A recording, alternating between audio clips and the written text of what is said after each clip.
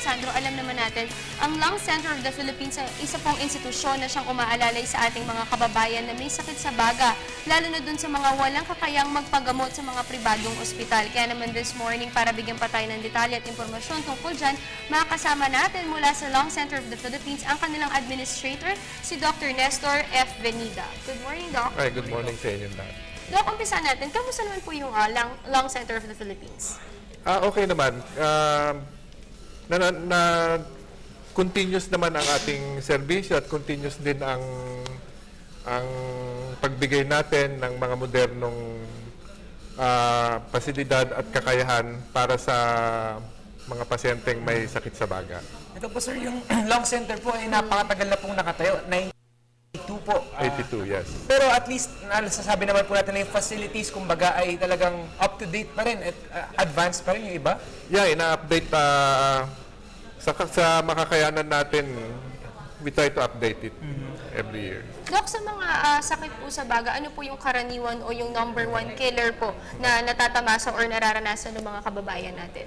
Siguro magtataka ang karamihan, pero nananatili pa rin number one ang pneumonia. Na alam naman natin na sakit yan ng mga bansang third world, no? Kasi hindi pa natin masyadong na-address yung infections. Pero ito pong sir, sakit na to, gaano po ba kadaling makuha ito at gaano po ba kahirap kumbaga tanggalin, gamutin ang pneumonia? Napakadali itong makuha dahil ang transmission nito is sa hangin, ano? Nalalanghap nating lahat ang hanging merong mikrobyo. So, hindi na kailangang makadikit ka sa isang pasyente para magkaroon. Kung minsan, maaaring nasa vicinity ka lang, mahawa ka dahil nga nagpo-float lang yan sa hangin. So, ano po yung mga maaaring natin gawin, lalo ng mga viewers natin dyan na hindi pa talaga masyadong aware sa sakit para maiwasan po natin ito? Number one is, so of course, yung pagtuon natin yung ating sarili muna, palakasin ang ating immune system, sa pamamagitan ng sapat na pagkain at saka yung kaalaman sa cleanliness, yung mga ganon, iwasan natin yung mga mikrobyo, umiwas din tayo sa mga taong may sakit dahil madali tayong mahawa. At yung mga may sakit naman, agad nating gamutin, agad nating i-address yung kanilang sakit. So this year, Sandro, tanungin natin kay Doc, ano yung pinaka number one na itala, bukod po sa pneumonia, na nararanasan na sakit po ng mga kababayan natin? Karamihan doon sa top 10 yung mga infectious no? Yung mga, of course, pneumonia nandun na yun, ano? Pneumonia, tapos nandun na yung mga GIT sakit sa pagtatae, mga gastrointestinal diseases, at mga iba pang may kinalaman sa infection.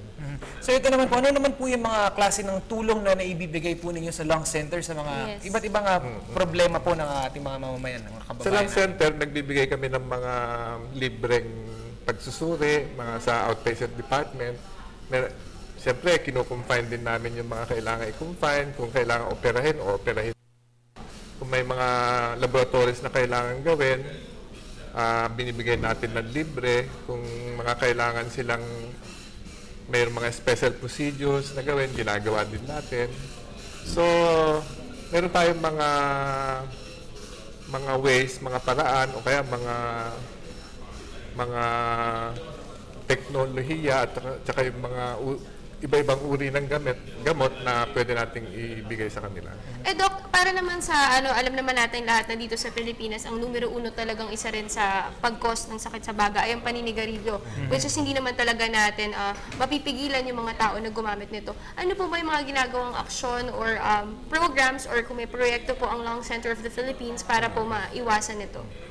Yung kampanya against smoking, ingrained na yon doon sa sistema ng Lung Center. Talaga meron kaming unit doon na kung saan continuous ang kanilang pag-information disseminate sa lahat ng tao. Meron kaming regular na, kumbaga parang forum doon sa outpatient department na kung saan tinuturo yung mga masasamang epekto ng paninigarilyo. Aside po ba from cancer, alam naman po natin na yung cancer ngayon talagang main problem na nakuha sa paninigarilyo. Ano pa po ba yung mga masasamang epekto ng paninigarilyo? Kasi alam naman po natin na hindi lang isang tao na apektuhan ito. Meron daw pong second hand smoke at yung bago nga third hand raw pag dumidikit daw po sa damit. Una-una, ano muna tayo dun sa taong nagsisigarilyo. Na pag nagsisigarilyo yung tao, nilalanghap niya yung usok na kung saan nandun yung tar, nandun yung nicotine, at nandun yung napakadaming chemicals na hazardous sa katawan natin.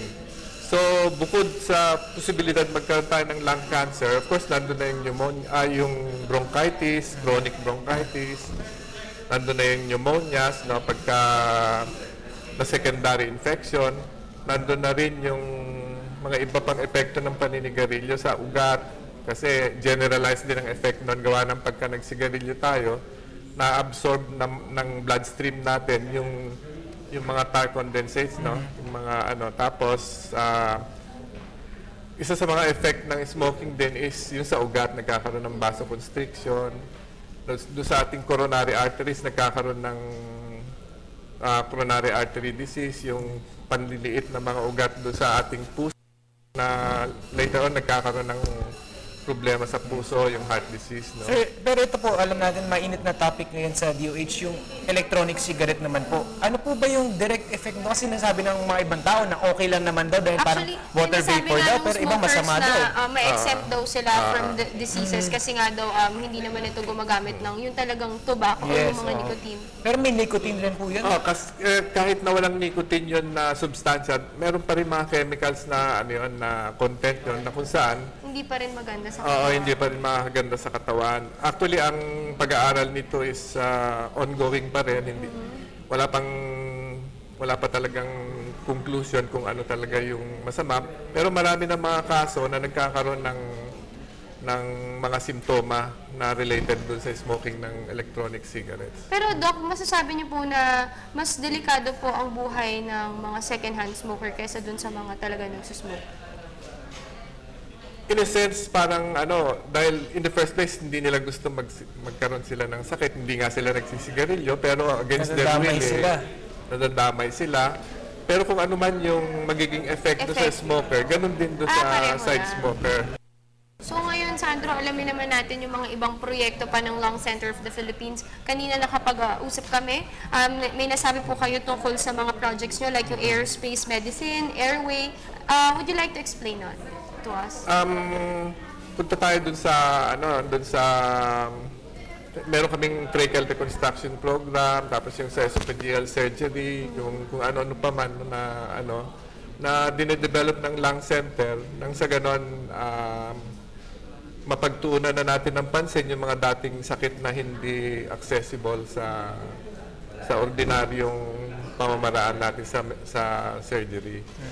So, unang-una nga, uumpisahan natin yung reconstruction surgery, pati yung sa esophageal surgery, at saka iba-iba pang related sa paghinga at saka sa yung aerospace naman po, ano naman po ito?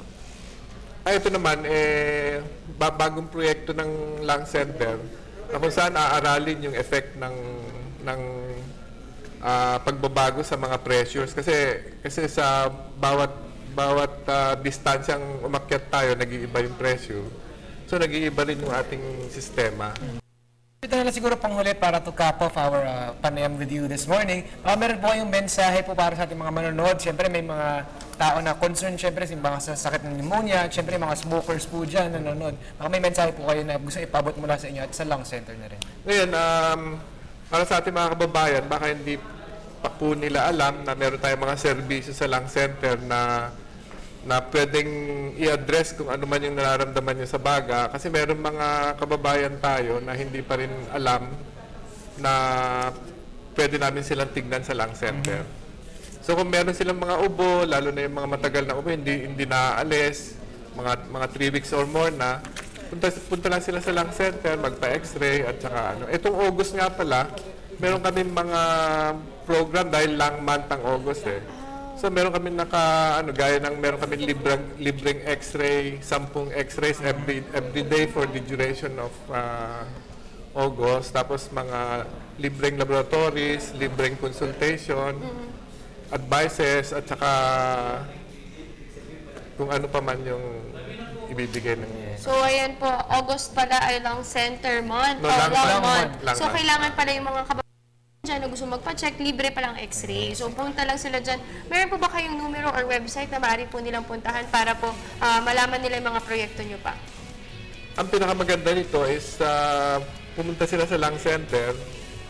Meron kaming information area doon na kung saan pwede silang bigyan ng mga brochures, pwede silang bigyan ng mga advices, pwedeng bigyan sila ng mga informations, o pwede silang mag-request din ng, alimbawa, gusto silang magpa-lecture tungkol sa ill effects of smoking, pwede kami pumunta sa kanila. Halimbawa, school o kaya isang grupo, pwede namin puntahan yon. So, ayan. So, marami pala sila mga projects and programs. At ito pa ay free consultation. So, ang dami nila mga pwede matutunan, lalo na yung mga estudyante na, alam mo na, nagsimula sa pag-smoke. Yes. At yan, syempre gusto natin magpasalamat kay Dr. Nestor F. Benida ng Lung Center. At yan, pinapabot nga nila yung kanilang tulong sa lahat ng nangangailangan nito.